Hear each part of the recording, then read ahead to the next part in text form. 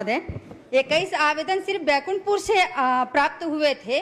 और अगर मैं बात करूं जनपद पंचायत बैकुंठपुर की, तो वहां से 368 आवेदन आए हुए हैं और उसमें अपन निराकृत किए हैं, कुल स्वीकृत किए हैं जो वो 265 और अपात्र हुए हैं 103। माननीय अध्यक्ष महोदय जी, 21 आवेदन बता रहे हो और 265 बता रहे हो, तो मैं तो पूछा हूँ भैया कि हमारे विधानसभा का ही बता दो। तो केवल 21 आवेदन आया, 21 का 21 निराकरण हो गया। तो ये 3 आवेदन भैया कहाँ से आया है? उसी में से तो मैं निकलवा के मंगवाया हूँ।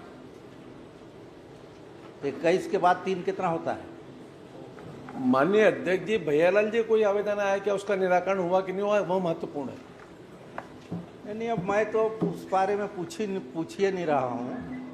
आज विकलांग कितने प्रकार के होते हैं वो मैं पूछा कहाँ हूँ अभी। चलिए इस बात को समाप्त कीजिए अब। चलिए ठीक। व्यास केशव जी। माननीय अध्यक्ष महोदय, मैंने प्रश्न किया था कि जांजगीर चांपा विधानसभा के अंतर्गत राशन दुकान की जानकारी संबंध में जो जानकारी आई है, और छत्तीसगढ़ बनने के बाद भी यह चिंताजनक विषय है कि मोदी जी की गारंटी और 3-3 महीने तक हाँ ठीक है, तो सुशासन से चाह भी रहे कि अब काम भी हो। 106 दुकान की जानकारी मिली है कि 106 दुकान जांजगीर चांपा विधानसभा के अंतर्गत संचालित हो रही है अध्यक्ष महोदय, परंतु गोदाम की इतनी कमी है कि 106 में मात्र 32 ही गोदाम हैं और 74 गोदाम आज भी नहीं बन पाए हैं। और कई जो दुकानदार है जो गोदाम में नहीं है, प्राइवेट में है, 3-3 महीने का राशन आप लोगों ने इस बार बरसात के पहले उनको दिया है, तो रखने की भी समस्या है।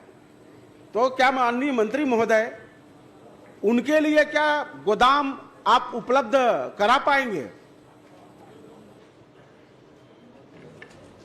माननीय अध्यक्ष महोदय, विधायक जी बता रहे हैं 74 दुकान जहां भवन नहीं है। ये बात सही है माननीय अध्यक्ष महोदय।